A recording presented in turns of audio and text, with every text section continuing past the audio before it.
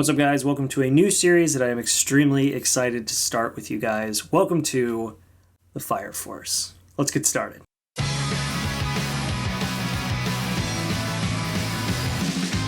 So this is just such a refreshing show to start watching because it's been a long time since I've started a new show that I have not seen before. Like, I've been watching Fairy Tail for 9 years at this point, so very familiar with it, very used to it. That is just that. One Punch Man is still kind of fresh, but I had seen a first season. This is a brand new series, and oh my god. So, if this series goes as well as the first episode went, this may be my favorite anime of this season of anime, like, period. And I wasn't really sure how I would feel about this initially when I started because they showed like an overview of the city and it had this sort of not steampunk, but sort of this fantasy vibe to it. And I'm not always a huge fan of like over-the-top fantasy anime, like Fairy Tail is kind of the exception, but this is not that. This is actually way, way better. So in this first episode, we learn a lot about the world and actually a phenomenon in the world called spontaneous human combustion, which, doing some research, that's actually a real thing. Like, that's something that happens in real life, though it doesn't end the same way here as it does in the show. So in the show, those who suffer from this phenomenon are turned into what are called infernals, which is a really clever play on words, by the way. But these infernals have no sense of self, and they essentially just destroy everything in their path until they themselves are destroyed. And they have to be put to rest by the Fire Force. And we're introduced to this Fire Force and the Infernals within the first minute of the episode because we see somebody suffering from this spontaneous human combustion on a train car, sets the train car on fire, and then shows up at the train station. In this instance, we are not only introduced to the main character, but we're also introduced to the Fire Force, who ends up actually being the group he works with, which is kind of cool. But the main character we're introduced to is Shinra Kusakabe, who is a third-generation pyrokinetic. He's part of the Force now, and there's other little interesting quirks we learn about him throughout the episode, but mainly let's just get into the first thing we see. So him being a third-generation pyrokinetic whatever, he can generate fire on his own, and we see this demonstrated after we see the Fire Force, Group 8 Fire Force, take out this Infernal. We have this moment where somebody was almost hurt. The priest or the prayer girl, the whatever her name is, Iris, she almost gets taken out, but she's saved at the last minute by Shinra, who we now know shoots fire out of his feet, which is actually really cool. I'll get into the animation in a minute because, but for right now, let's just talk mainly about the story. So Shinra then introduces himself. He's the new member to the team that literally just defeated an Infernal right in front of him, which he thought was really cool, and I thought was really cool, and I'm sure a lot of you who watched this thought was really cool because, oh my god. The animation, I'm not going to get into animation, let's continue talking story for the moment. So getting into the story, we see that there's some sort of religion or prayer thing involved with putting these Infernals to rest. And whether or not this is grounded in any sort of actuality, I'm not sure, because even the fire station is called a cathedral, so it's kind of neat and very different in a way. So they pray to the Great Fire or something like that, and it's really bizarre, the world that they're in. I actually want to learn more about this world itself because it feels like, or it seems like the Fire Force is sort of like an integral part of this world because it seems like the infernal phenomenon is very common, or at least more common than normal, which anybody catching on fire I wouldn't think would be normal, but anyway. After this, we're treated to a badass opening, which is just freaking awesome. I love this opening, and I'm going to probably have to do a drum cover of it because holy crap, was it good.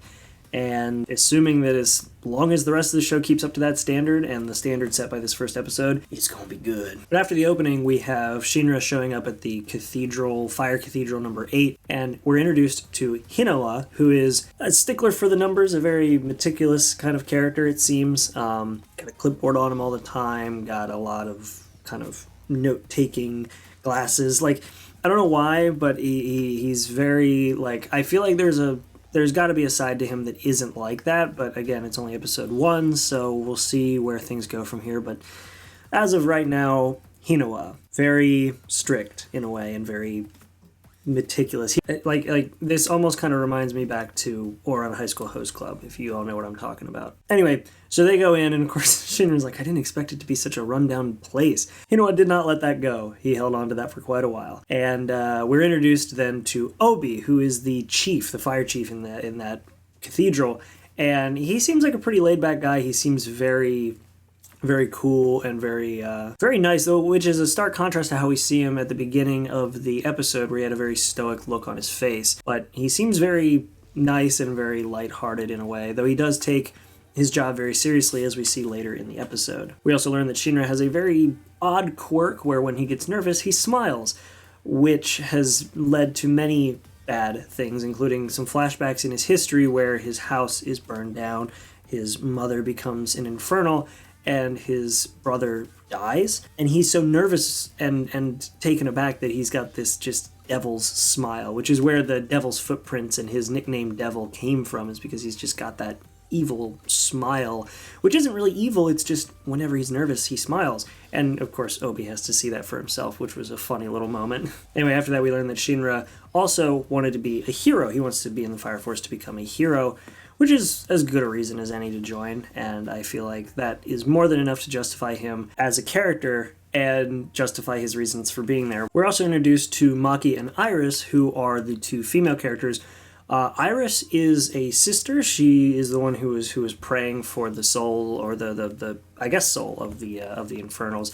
And we also are introduced to Maki, who is a second generation pyrokinetic. And so those two, of course, apparently Maki is a very sort of airheaded character, which I like. And Iris, we'll talk about her in a minute because we don't learn a lot about her in the episode, but we learn a lot about her in the ending. So we'll get into that in a minute. I keep saying we'll get into things in a minute. Just bear with me. I will get to each of those things because there's a lot of stuff to go over for this very first episode, which is normally how first episodes go anyway. But we see enough of these characters during their interaction that we sort of have this really neat dynamic that's already building. So I feel like these characters are actually going to have a lot of really cool dynamics with one another. There's going to be a lot of playing off one another, which, if it's done well, I'm really excited to see how it'll go, because man, this episode really set a lot of things in motion, really got me excited for many, many reasons, from a writing perspective, story, arts, all of that. And throughout this entire episode, we get flashes of Shinra's past,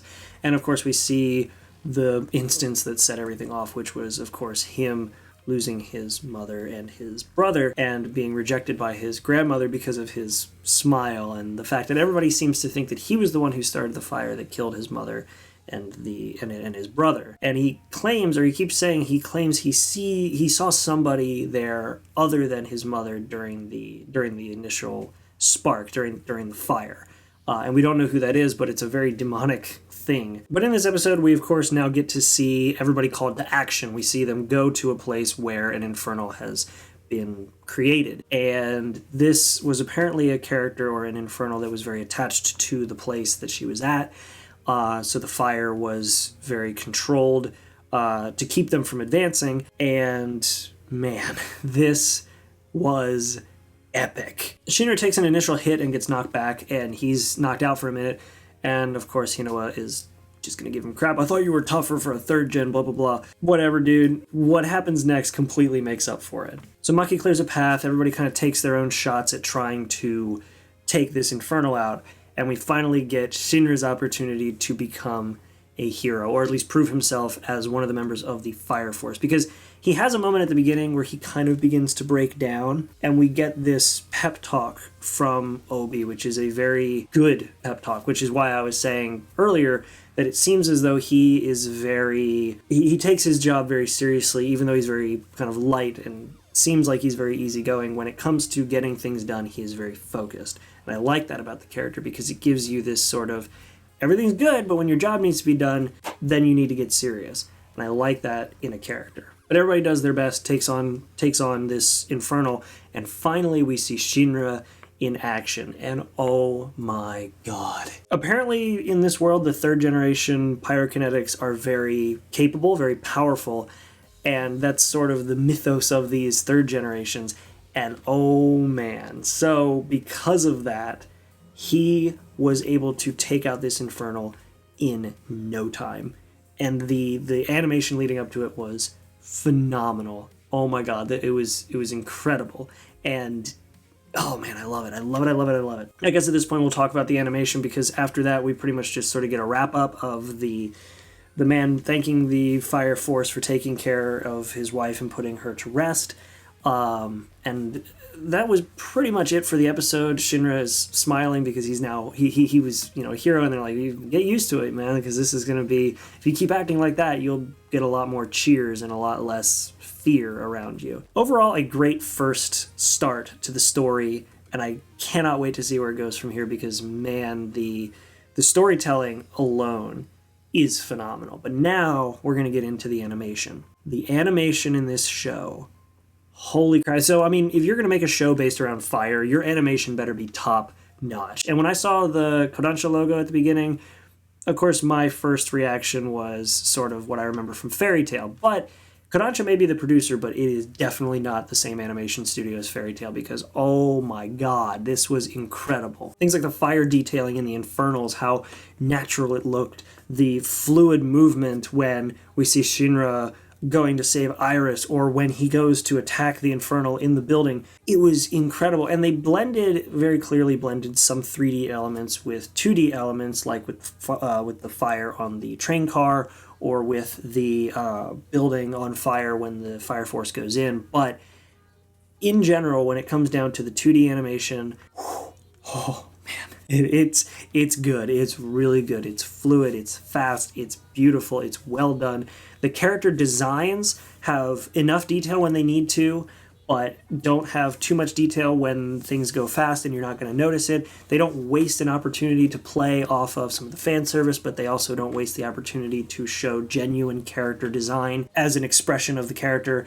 Of course, with the fan service moments, they show, well, it's fan service, it's anime, why not? You know my opinions on that. Moving on. The character design, the art style, the backdrops drawn with enough detail to make it feel like a tangible thing, while also not taking away from the main subjects at that exact moment.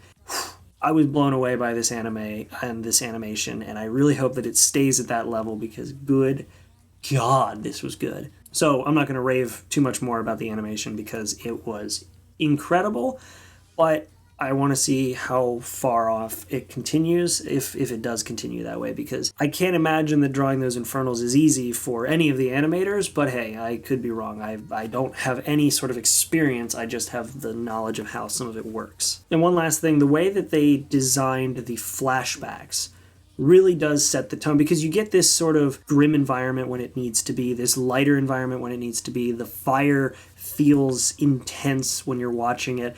But when you get to the flashbacks, they do a phenomenal job of setting the tone of this oppressive, dark, very kind of unclear, not enough detail to make out, but still kind of understand. You still understand what's going on, even though there's not enough detail. Like, they do a good job of conveying that.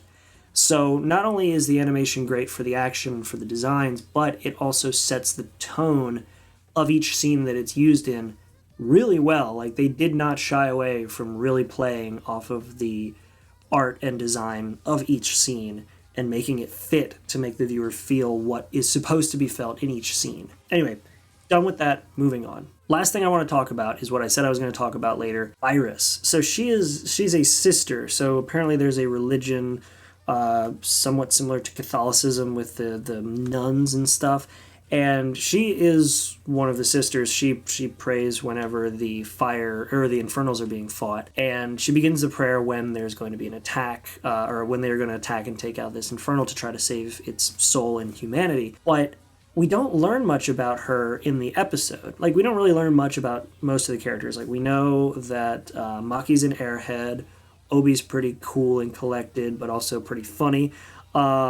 We learned a bit about Shinra and his kind of smile quirk and his sheer power as a third gen. Hinoa, we learn, is very strict, but we don't really know much about Iris other than she seems very kind of reserved. And the ending sheds a light on why. We see a lot of her past in this ending, where she was at, I guess, a convent, and everybody in the convent became an infernal, or at least it seems like they did. And that's where she ran away and presumably joined Cathedral 8 of the Fire Force because of that experience. So that's a lot to get over, man. Holy crap. So yeah, I was very, very surprised and impressed with how much story they packed into an ending of all things. You don't usually get story with the ending. You get the credits and some fun little tidbits of, like, you know, here's, I don't know, a visual gag or chibi versions if you're Fairy Tale. But to tell an entire story in an ending, like, bravo. That was incredibly well done. And overall, I am really excited to be watching this series because it is going to, or at least I hope, it is going to be an epic ride. And I really hope you guys come along with me for that. If you are excited for it, make sure to subscribe because, man, I want to get your guys' thoughts on this because I'm super excited for this. I haven't read the manga. If there is a manga, I don't care to read the manga yet because I want to be an anime only on this and enjoy it as it happens. So let me know what you guys think in the comments. Make sure to like and subscribe. Check out the description stuff because I got a lot of stuff going on that you guys can be a part of and check out. And otherwise, hope you guys enjoyed. Please make sure to watch this in a legal place. Funimation is the main place you can watch this at, though they only have it in the sub, I believe. So check it out there. Otherwise, though, hope you guys enjoyed. Make sure to like and subscribe, follow, blah, blah, blah, blah, blah. And I will see you all in the next episode. Make sure to be there and have a good one.